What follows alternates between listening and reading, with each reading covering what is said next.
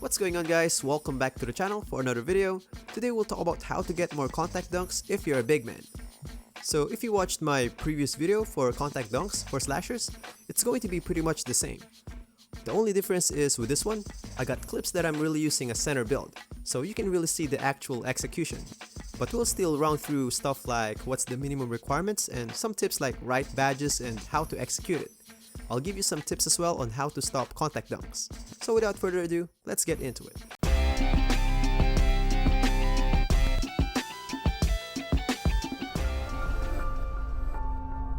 So let's start with the basics. To get these contact dunks, of course you need contact dunk packages.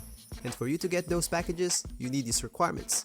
So as a big man, you can get all of them aside from small contact dunks. For pro, you need 84 driving. For elite, you need 85 driving. For big man, you need 75 standing and 50 driving. Now for the next part, what are the badges that will help you to do these contact dunks? So there are lots of badges that can really help you, but the most important one is the contact finisher. For the description, notable part there is wall dunkers are able to pull off more contact dunks.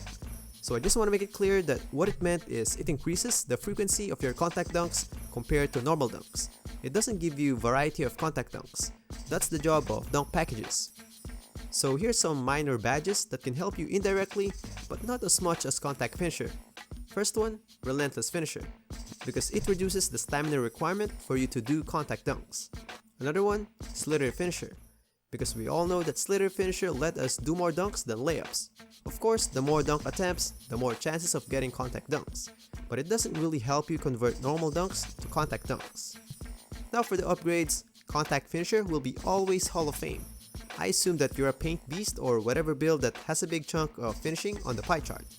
And for Slithery, we put it into max as well, not because of contact dunks, but because this is one of the core finishing badges, so always put it on high upgrade.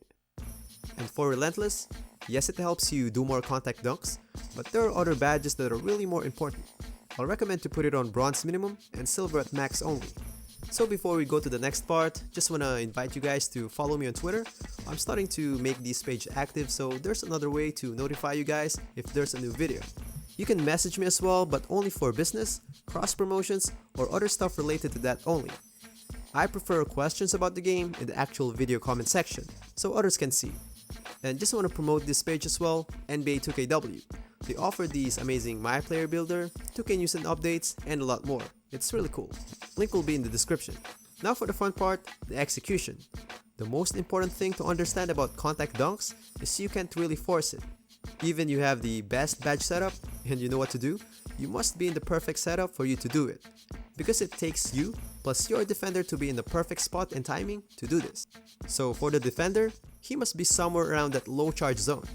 For those who don't know it, in real life, that's the zone under the rim, usually inside an arc. So if he's far from that, it's not going to be a contact dunk. And aside from positioning, you must catch them off guard. So it's either them not doing anything at all, like standing there, like this one, or they're holding shot stick up, like this one. So with this one, he's on low charge zone, plus he's idle. That's perfect. Let's posterize him. So that jumping animation there is just 2K letting them participate in the poster. But in reality, they jump late, or not at all. Now for the next part, the controls. First thing that we need is we must have momentum. But there are some dunks that you don't need much momentum though, but most of them need it. Now for the actual controls, we all know that we need to catch them off guard, right? So to catch them off guard, we need to gather earlier than normal. And to gather early, we need dunks that can be gathered early, and that will be triggered by right stick down. And of course, that's with R2. That's because right stick down triggers these fancy dunks. You can flick the sticks on some other way, but based on my experience, it works more often when I flick it down. Now for the next part, how do we stop it? So as you can see on display, I got posterized by this guy. But as a man, you don't want to let that happen again, so on the next play, I moved a bit forward and forced him to do this tough layup instead. Common mistakes with some defense is they wait under the rim for a challenge. That's not really a good idea. Just move a bit forward and you can hold shot stick up. So that's it for this video. If you like it, please smash that like button and don't forget to drop by the channel for some other videos and subscribe to tune in for upcoming ones. And as always, happy gaming guys.